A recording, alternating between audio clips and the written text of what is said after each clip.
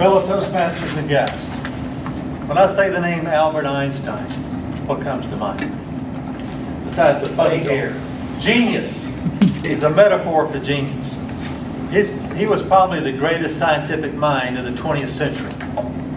His theories about light, gravity, and space have transformed our understanding of the universe. Now, some of those theories, however, are somewhat difficult to understand for the average person. Take, for example, the special theory of relativity. That particular theory deals with the effect of motion on our perception of time and distance. Today, I will attempt to explain the special theory of relativity in a way that makes sense to you. Let's start with some basic concepts first. For example, the relativity of motion. Galileo said that there's no absolute state of rest. Use your imagination. Let's say that you're on a boat. You're sitting in a chair. The boat is moving. I'm sitting on the beach in a chair, and I'm not moving. Now, from your perspective, you're on the boat. As far as you're concerned, you are at rest, and you see me moving. Now, from my perspective, I'm sitting on the beach in the chair. From my perspective, you're moving. That's the idea of the relativity of motion. And it simply says this, that who is at rest and who is moving is relative to the observer. Einstein understood he understood about the relativity of motion. But in 1905, he adds something new, the speed of light. He said that the speed of light is the same for all observers, regardless of their motion relative to one another or the motion of the source of light. Think about it for a moment. You're driving a car. You're going down the freeway at 60 miles an hour.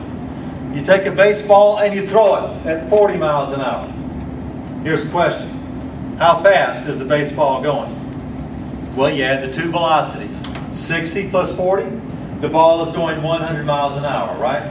That is correct. Think about now the speed of light. Let's say that you're in a car and you're approaching me at 100,000 miles per second. That's a fast car. All of a sudden, you turn on the headlights. Question, how fast is the light traveling? Light travels at 186,000 miles per second. You would see the light traveling at 186,000 miles per second. You're coming towards me. I see the light at 186,000 miles per second. The speed of light is constant. And that's what Einstein added to his theory in 1905. Let's talk about the effects that this will have on what we perceive the world around us. How do we perceive it? We're going to talk about two things. First, there's no such thing as the absolute simultaneity. What does that mean? Two events happening in two different locations that occur simultaneously to one observer may occur at different times to another observer. Allow me to give a thought experiment on this. Let us imagine that we are at the Peachtree Center MARTA station. And let us imagine that there is a very fast train approaching that's nearly the speed of light. MARTA's really speeded up. Their train is going extremely fast. You're sitting inside the train right in the middle of the car. And right in the middle of the car, you place a strobe light.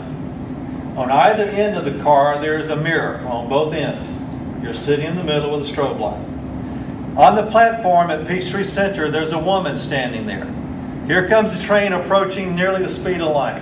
As soon as the car is in level or directly across from where the woman is standing and the strobe light are in line with one another, the strobe light flashes. You're seated inside the car. What do you see? You see the light go to both ends of the car at the same distance. Speed travels at the same speed of light.